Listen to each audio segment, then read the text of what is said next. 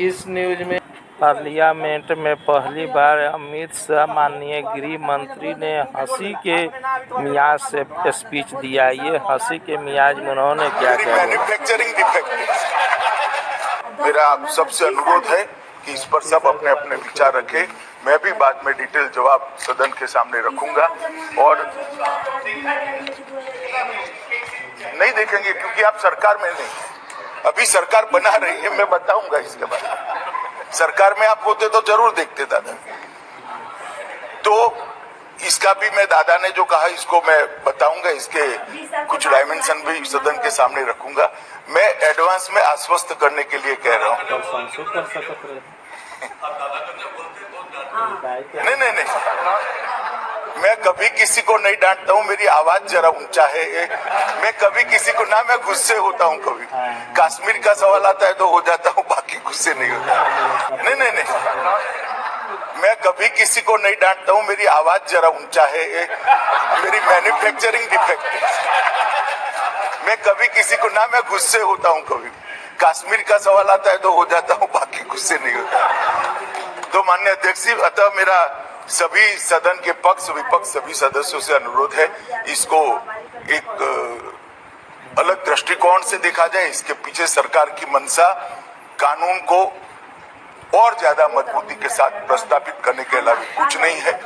जो दोषी है इनकी दोष सिद्धि कर उनको समाज के अंदर से अलग कर उनको भी सुधरने की एक मौका देने के अलावा कुछ नहीं है।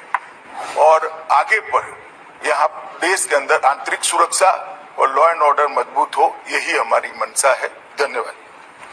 श्री मनीष तिवारी जी। मैं कभी किसी को ना, मैं गुस्से होता हूँ। कभी कश्मीर का सवाल आता है तो हो जाता हूँ, बाकी गुस्से नहीं होता। नहीं, मैं कभी किसी को नहीं डांटता हूँ। मेरी आवाज जरा ऊंचा है। मेरी मैन्युफैक्चरिंग डिफेक्ट है।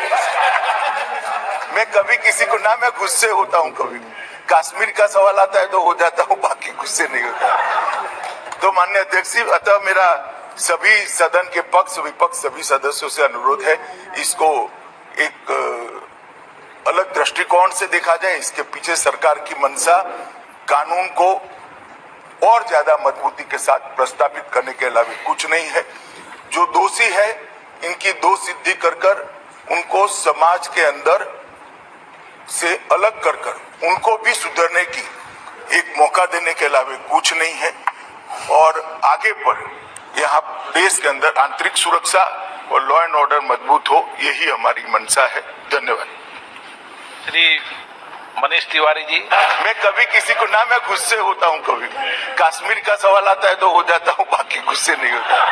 नहीं, निकलते हैं। अब कैसा हो गया तो याद करिएगा कि जितना काम पहले कुछ नहीं था और 5 के बाद हम ही लोगों ने काम किया है। इसलिए याद रखिएगा, जो काम आज तक नहीं किया, अब वो तो झूठ मूठ के बीच में हम एक बार साथ कर लिए थे, आज झूठ मूठ के अपना बात करता है। जो काम हम ही लोगों का है, हम ही लोगों का किया हुआ, तो उसके बाद तो हम देखे गड़बड़ करता था, फिर छोड़ दिए।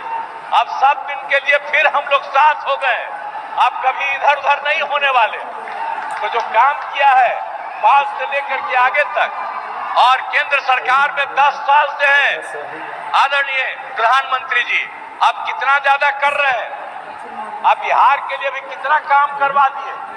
आप सोच लीजिए, सड़क का काम, पुल का काम, कितना सब काम किया जा रहा है केंद्र सरकार की तरफ से। तो ये सोच लीजिए कि हम लोग राज्य सरकार में काम करते हैं और केंद्र सरकार काम करता है और हर जगह के लिए काम करते हैं। अब सामने ही ना देख रहे जी कैसा पुल है, ये पहले था, अब आप लोग पीछे ही ना, सामने देखिए ये कब बना।